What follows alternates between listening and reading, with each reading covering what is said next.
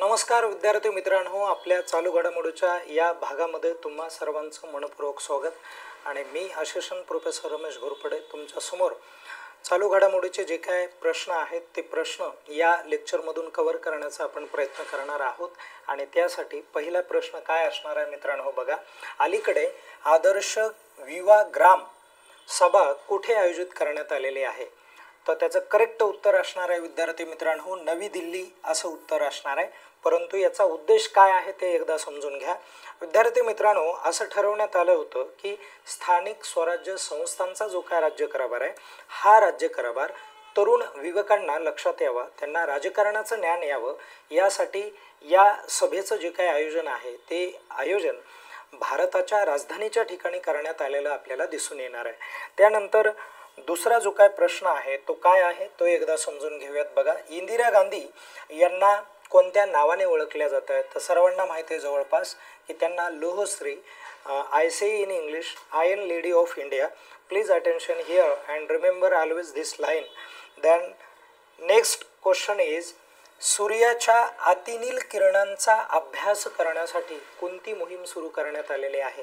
लक्षात ठेवा, त्या मोहिमेचं नाव काय आहे? तर आदित्य L1 अशी ती मोहीम आहे. आता लगेच लक्षात ठेवायचं, आदित्य L1 ही मोहीम खालीलपैकी कोणत्या क्षेत्राशी निगडीत आहे असे प्रश्न तुम्हाला विचारले जातात. तर तुमचं करेक्ट आन्सर असलं पाहिजे की सूर्याचे जे काय अतिनील किरणं आहेत, जे अतिनील किरणं कशा पद्धतीचे आहेत, त्यांचं प्रमाण काय आहे, तर याचा जो अभ्यास करायचा आहे तो या माध्यमातून केला जाणार आहे. आणि अतिनील किरणांचं रक्षण करणारा जो काय स्तर आहे तो वरती असणारा ओझोन लेअर तो महत्त्वाचा आहे. आणि ओझोन लेअर डे हा आपण कधी साजरा करतो ते एकदा मला कमेंट करून सांगा, ठीक आहे. चला पुढे आपण बघूयात. अलीकडे क्रिकेटमधील सेवांसाठी नाईटहूड सन्मान कोणाला प्रदान करण्यात आलेला आहे असा एक प्रश्न आहे. आता नाईटहूड म्हणजे काय हे एकदा समजून घ्या. नाईटहूड ही एक इंग्लंडची पदवी आहे किंवा त्याला आपण पुरस्कार देखील म्हणतो. आणि ही जी पदवी आहे किंवा हा जो पुरस्कार आहे तो इंग्लंडच्या राजघराण्यातील नागरी सन्मानापैकी एक महत्त्वपूर्ण सन्मान आहे, ज्याच्या माध्यमातून सर नावाची पदवी दिली जाते विद्यार्थी मित्रांनो. आणि ही नाईटहूडची जी काय पदवी भारतामध्ये सर्वात प्रथम कोणाला मिळाली होती ते एकदा मला कमेंट करून सांगा, ओके.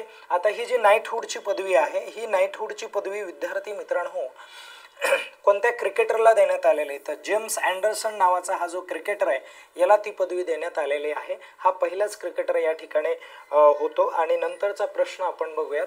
महिला एक दिवसीय विश्वचषक 2025 ही उपात्य सामना किंवा हा जो उपात्य सामना आहे तो कोणत्या ठिकाणी खेळण्यात आला किंवा खेळला गेला, तर ते ठिकाण कोणतं आहे? तर त्याचं करेक्ट आन्सर आहे नवी दिल्ली.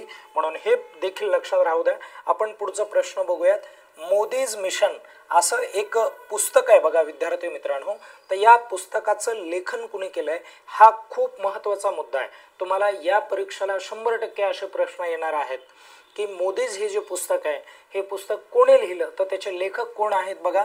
तर बर्जेस देसाई आहेत. आणि तुम्हाला असं देखील विचारलं जाणार आहे की मोदीज मिशन या पुस्तकाचं प्रकाशन कोणाच्या हस्ते झालेलं आहे? तर आपल्या राज्याचे जे काय राज्यपाल आहेत नवीन, त्यांच्या हस्ते झालेलं आहे. तर मला तुम्ही कमेंट करून सांगा की आपले राज्यपाल नवीन कोण आहेत म्हणून, ठीक आहे.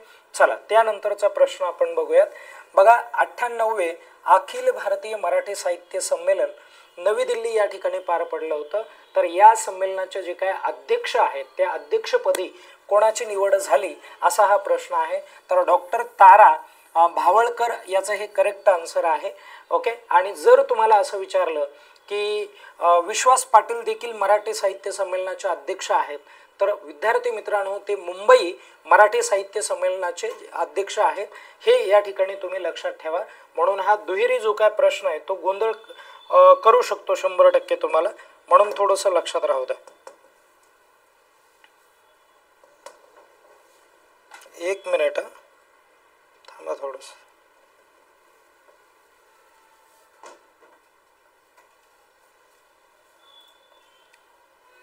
लक्ष द्या. बघा, त्यानंतरचा जो काय प्रश्न आहे तो आहे अखिल भारतीय मराठी साहित्य महामंडळ यांच्या अध्यक्षपदी कोणाची निवड झालेली आहे. ठीक आहे मित्रांनो, अध्यक्ष म्हणजे इथे कार्य अध्यक्ष हा शब्द आहे. कार्य अध्यक्षपदी कुणाची निवड झालेली आहे? कार्य अध्यक्ष म्हणून कुणाची निवड करण्यात आलेली आहे? तर त्याचं करेक्ट उत्तर इथं काय लिहायचं आहे आपल्याला? उषा तांबे, डॉक्टर उषा तांबे आहेत बघा. त्यानंतरचा आपण प्रश्न बघूयात. बघा, पंतप्रधान, आता हा प्रश्न महत्त्वाचा आहे, व्यवस्थित समजून घ्या. पंतप्रधान शाळा योजना आहे आणि या पंतप्रधान शाळा योजनेमध्ये संपूर्ण भारतात सर्वात प्रथम सामील होण्यासाठी केंद्र सरकारची ही योजना आहे. तर सामील होण्यासाठी कोणत्या राज्याने पुढाकार घेतलेला आहे ते सांगायचं आहे तुम्हाला. म्हणजे सर्वात प्रथम पहिलं राज्य असं कोणतं आहे ज्या राज्याने केंद्र सरकारची जी योजना आहे, ज्या योजनेचं नाव आहे बघा पंतप्रधान शाळा योजना, यामध्ये पार्टिसिपेशन घेणारं राज्य कोणतं आहे? तर महाराष्ट्र राज्य आहे. मग आपण ज्या राज्यामध्ये राहतो त्या राज्यावरतीच चालू घडामोडीचे जास्तीत जास्त प्रश्न असतात मित्रांनो. तर त्याचं उत्तर महाराष्ट्र असणार आहे, म्हणून ते पण लक्षात राहू द्या. त्यानंतर पुढचा आपण प्रश्न समजून घेऊयात. बघा, एक शेवटचा प्रश्न आहे. पंतप्रधान मत्स्य संपदा योजना आहे. ओके, लक्षात आलं सर्वांना?